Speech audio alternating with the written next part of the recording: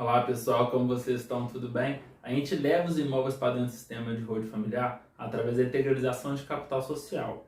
Uma vez constituída a empresa, a gente faz uma alteração contratual e a gente leva os bens lá para dentro através dessa integralização.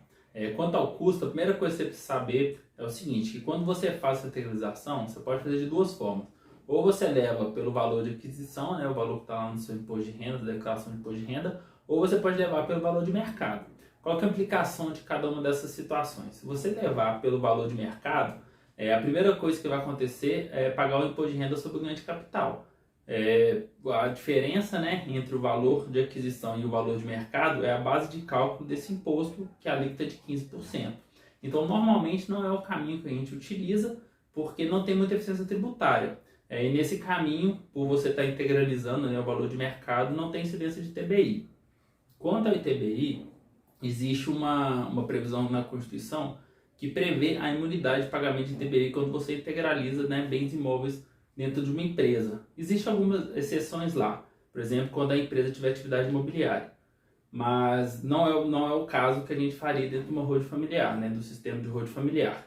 Como eu expliquei em outros vídeos, se caso a família tem uma atividade de locação, vai ser feito através de uma outra empresa e não aquela empresa que a gente vai integralizar os bens. Se a gente fizer a integralização, levar esses bens imóveis para dentro do sistema de holding familiar pelo valor de aquisição, teve um julgamento no STF, o tema 796, que muitas prefeituras estão utilizando desse julgamento para cobrar o ITBI da diferença entre o custo de aquisição e o valor de mercado que a prefeitura tem lá na tabela deles.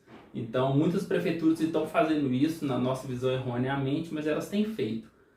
A gente tem dois caminhos. Um é utilizar de um sistema, de um procedimento contábil. A gente faz esse procedimento junto aos municípios, que é a AVJ, Avaliação Valor Justo, no qual a gente consegue, através desse mecanismo contábil, não fazer o pagamento do ITBI dessa diferença entre o valor do custo de aquisição e o valor que a prefeitura tem lá para o imóvel que a gente estiver tentando integralizar.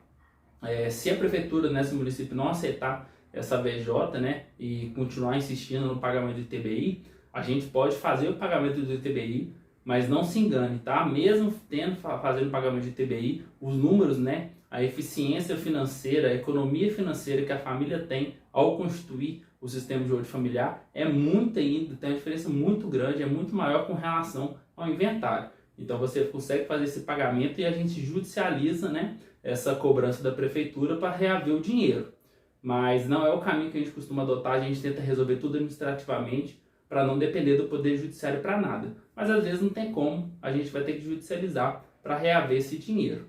E então, mesmo se tiver necessidade de pagar o ITBI, você pode pagar sem a menor dúvida, porque além de continuar sendo muito mais econômico que o inventário, ainda tem todos aqueles benefícios de fazer, de evitar o inventário, de garantir que a família não vai ter alguma discussão durante o inventário, ou seja, garantir a paz familiar. Você também faz aquela organização patrimonial, você vai fazer a proteção patrimonial através da alocação de riscos, principalmente se a família exercer alguma atividade econômica, tiver algum negócio.